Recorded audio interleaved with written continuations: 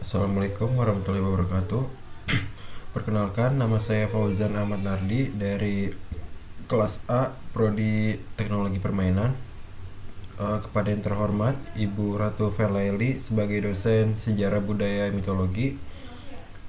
Untuk video kali ini saya akan mempresentasikan atau menjelaskan tugas dari pertemuan ke-9. Jadi langsung saja untuk soal pertama itu adalah bandingkan dan kontraskan mitologi Yunani dan mitologi Hindu. Apa saja tema-tema utama yang muncul dalam kedua mitologi tersebut dan bagaimana hal ini mencerminkan nilai-nilai budaya masyarakat yang menghasilkannya. Jadi dari kedua mitologi tersebut, mitologi Yunani dan Hindu itu memiliki tema yang universal sebenarnya. Contohnya seperti bagaimana konsep penciptaan dunia, namun pasti ada perbedaannya. Kalau dalam mitologi Yunani itu uh, dia terbentuk dari chaos atau ketidakteraturan, lalu muncullah dewa yang bernama Gaia sebagai dewa bumi dan Uranus sebagai dewa langit. Sedangkan di mitologi Hindu itu dia uh, diciptakan oleh seorang pencipta dewa yang disebut Brahma, lalu Vishnu sebagai pemelihara dan Shiva sebagai perusak. Mitologi Yunani memberikan nilai-nilai kepada masyarakat untuk menegakkan ketertiban dari chaos atau ketidakaturan. Sedangkan kalau mitologi Hindu itu menerapkan nilai-nilai berupa keseimbangan. Lanjut ke soal kedua, diskusikan bagaimana mitologi dari berbagai budaya masih mempengaruhi karya seni, sastra, atau film di era modern ini. Berikan contoh spesifik dan analisis tentang bagaimana elemen-elemen mitologis tersebut diadaptasi. Jadi karya seni modern seperti film atau video game itu masih mengadaptasi mitologi kuno seperti mitologi Yunani sama Nordik, karena emang mereka itu masih relevan.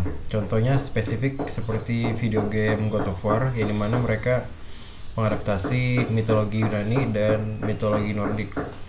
Di situ mereka mengambil karakter-karakter dari mitologi Yunani, contohnya seperti dewa Zeus, Poseidon, Hades dan lain sebagainya. Lalu di God of War sequelnya yang keempat itu mereka mengambil karakter dari dewa di mitologi Nordik, contohnya seperti Baldur, Loki dan lain sebagainya. Oke, lanjut nomor 3. Teorikan hubungan antara mitos dan psikologi manusia. Bagaimana mitos dapat berfungsi sebagai cermin dari perjalanan psikologis individu atau kolektif. Berikan contoh mitos yang relevan dan analisis mendalam mengenai simbolisme yang terkandung di dalamnya. Oke, jadi contoh mitos yang saya akan ambil itu adalah kisah Rama dalam epos Ramayana, yang dimana itu menceritakan seorang pangeran yang bernama Rama. Di situ dia diusir dari kerajaan dan harus menyelamatkan istrinya yang bernama Sita kalau nggak salah. Jadi dari kisah tersebut dia terkandung beberapa banyak simbol-simbol.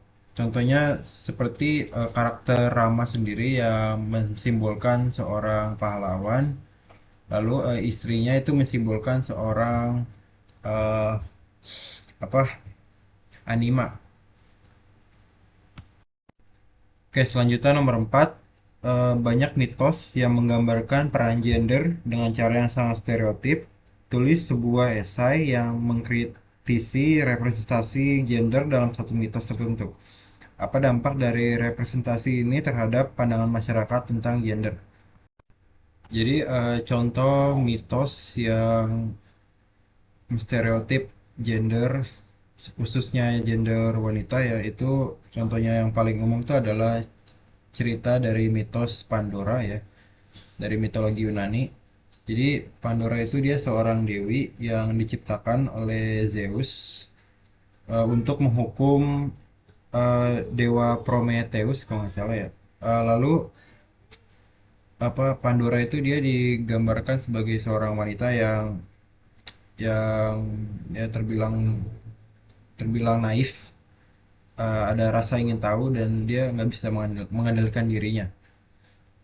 Ya mungkin stereotip itu bisa berdampak pada masyarakat karena bisa menghancurkan citra dari gender tertentu, yaitu khususnya wanita ya. Ya. Oke, nomor terakhir yaitu nomor 5, jelaskan fungsi sosial dari mitos dalam masyarakat tradisional. Bagaimana mitos membantu dalam pembentukan identitas, norma, dan nilai sosial di dalam komunitas tertentu. Baik, segitu saja yang bisa saya sampaikan. Terima kasih. Assalamualaikum warahmatullahi wabarakatuh.